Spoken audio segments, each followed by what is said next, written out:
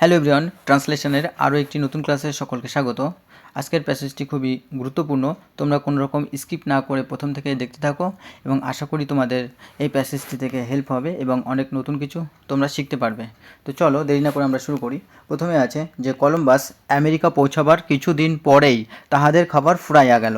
তাহলে কিছুদিন বাদেই, তাহলে কি বলবো, shortly after Columbus arrived in America, অর্থাৎ আমেরিকায় কিছুদিন পৌঁছানোর পরেই, শর্টলি মানে সঙ্গে সঙ্গেই বা ইমিডিয়েটলি যেটা আমরা বলতে পারি, কিছুদিন বাদেই দে র্যান আউট অফ ফুড, তাদের খাবার ফুরাইয়া গেল।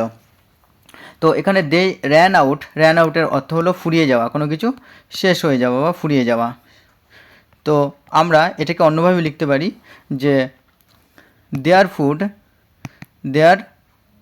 ফুড এন্ডেড, বা আমরা বলতে পারি ফিনিশড, কিন্তু এটি একটি মডার্ন ল্যাঙ্গুয়েজ বলতে পারি বা একটু উঁচু লেভেলের, এই কারণে কিন্তু আমরা এটা লিখেছি। তাহলে shortly after Columbus arrived in America they ran out of food, তাদের খাবার শেষ হয়ে গেল।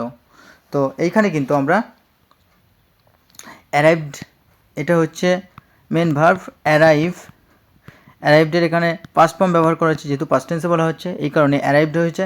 তো আমরা এটাকে রিচডও বলতে পারি, রিচড অর্থাৎ পৌঁছানো বা পৌঁছে গিয়েছিল। আর শর্টলি হচ্ছে পৌঁছানো মাত্রই, অর্থাৎ কোনো একটি কাজ খুব দ্রুত হয়ে যাওয়ার পরেই যে কাজটি করা হয় সেক্ষেত্রে আমরা শর্টলি বা ইমিডিয়েটলি ব্যবহার করি। চলো পরের বাক্যটি আমরা দেখি।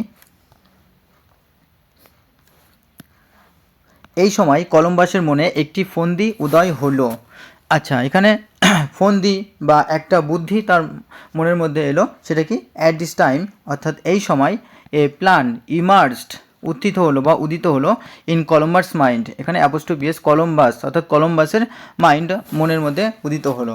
তো এখানে ইমার্জড হচ্ছে উত্থিত হওয়া বা বেরিয়ে এলো। তো আমরা এটাকে অ্যারাইজও বলতে পারি, অ্যারাইজড, বা আমরা এটাকে বলতে পারি যে আপরাইজড, বা আমরা শুধু এটাকে রাইজও বলতে পারি, রাইজড। তো আমরা এতগুলো সিনোনিম জেনে নেব, আমাদের সুবিধা হবে। আর এখানে অ্যাট দিস টাইম অর্থাৎ ওই সময়। তো চলো আমরা পরের বাক্যটি দেখি।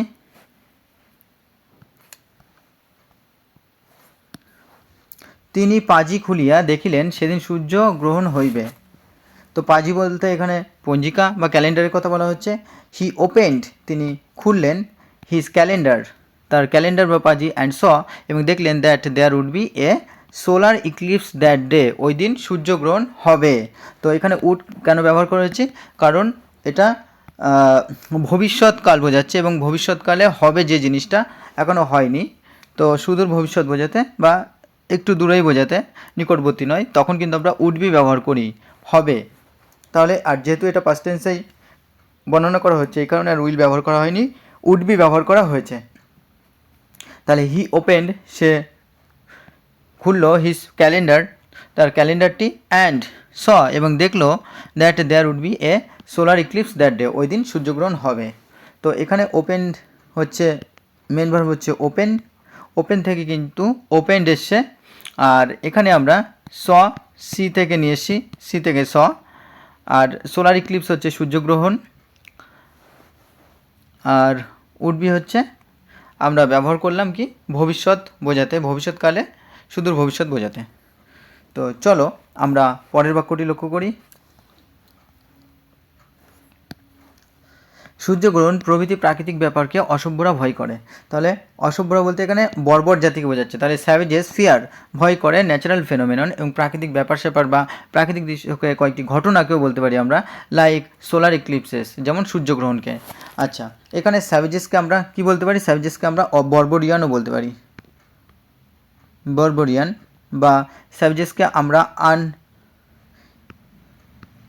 হিদেনও বলতে পারি, হিদেন, বা আমরা বুর বলতে পারি, বুর, বা লুন বলতে পারি। তো এতগুলো আমরা সিনোনিম এটার জেনে নিলাম। অসভ্য বা অসভ্যর যে স্যাভেজেসের সাথে সাথে আরও কয়েকটি ওয়ার্ড জেনে নিলাম। এবং এখানে কিন্তু ফেনোমেনন হচ্ছে ঘটনা বা ব্যাপার, যেটাকে আমরা অ্যাফেয়ারও বলতে পারি, অ্যাফেয়ার, ন্যাচারাল অ্যাফেয়ার বলতে পারি, বা আমরা অকারেন্স বলতে পারি। তোমরা এগুলো লিখে নেবে, এগুলো প্রত্যেকের হেল্প হবে। তো ম্যাটারও লিখতে পারি আমরা।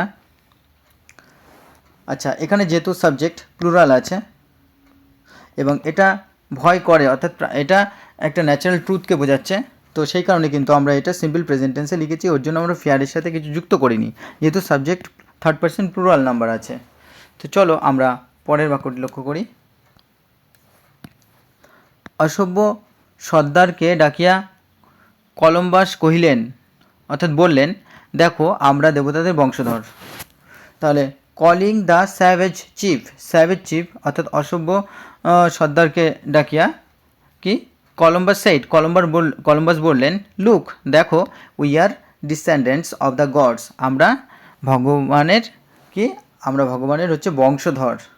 তো এখানে একটা স্পিচ ব্যবহার করা হয়েছে, যেহেতু কলম্বাস বলছেন, তো সেই কারণে এটা ডবল ইনভার্টেড কমার মধ্যে রাখা হয়েছে এবং এটা সেইড দিয়ে শুরু করা হয়েছে, যেহেতু বলিলেন বা কহিলেন এরকম রয়েছে। আর এখানে আমরা ডিসেন্ডেন্ট দেখে রাখবো। আমরা ডিসেন্ডেন্টের আমরা লিখতে পারি যে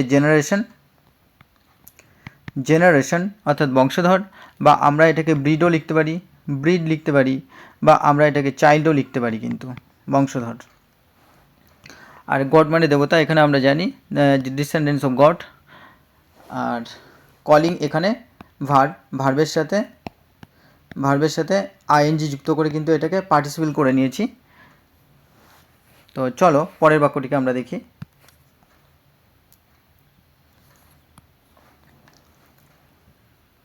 if you don't give us food, don't অর্থাৎ ডু নটটাকে আমরা কন্ট্রাক্টেড ফর্ম ডোন্ট ব্যবহার করেছি। তাহলে if you do not give us food, যদি আমাদেরকে খাবার না দাও, we will put out the sun, আমরা সূর্যকে নিভিয়ে দেব।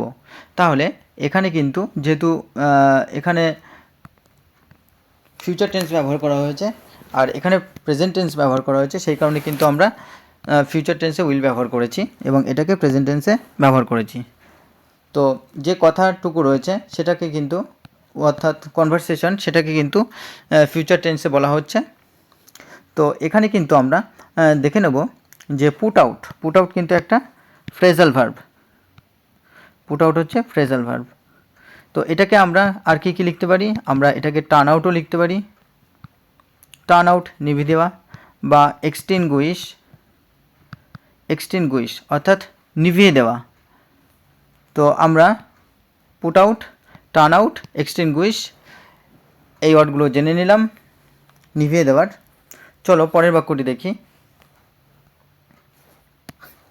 সূর্যগ্রহণ আরম্ভ হইলেই অসভ্যদের মধ্যে হাহাকার পড়িয়া গেল।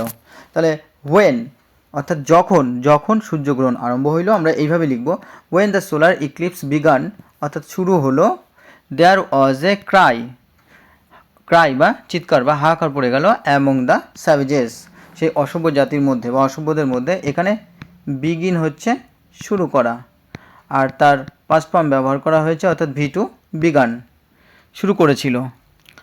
আর দেয়ার ওয়াজ এখানে যেহেতু অনেককে বোঝাচ্ছে, সেই কারণে কোনো অব্যক্তিগতভাবে দেয়ার ব্যবহার করা হয়েছে, আর একটা সাউন্ড বা হাহাকারকে বোঝানো হয়েছে, এর জন্য কিন্তু দেয়ার ওয়াজ এ ক্রাই ব্যবহার করা হয়েছে। অ্যামং দ্য স্যাভেজেস যেহেতু অনেকে ছিল, এই কারণে কিন্তু আমরা অ্যামং ব্যবহার করেছি, অ্যামং দ্য স্যাভেজেসদের মধ্যে বা অসভ্যদের মধ্যে।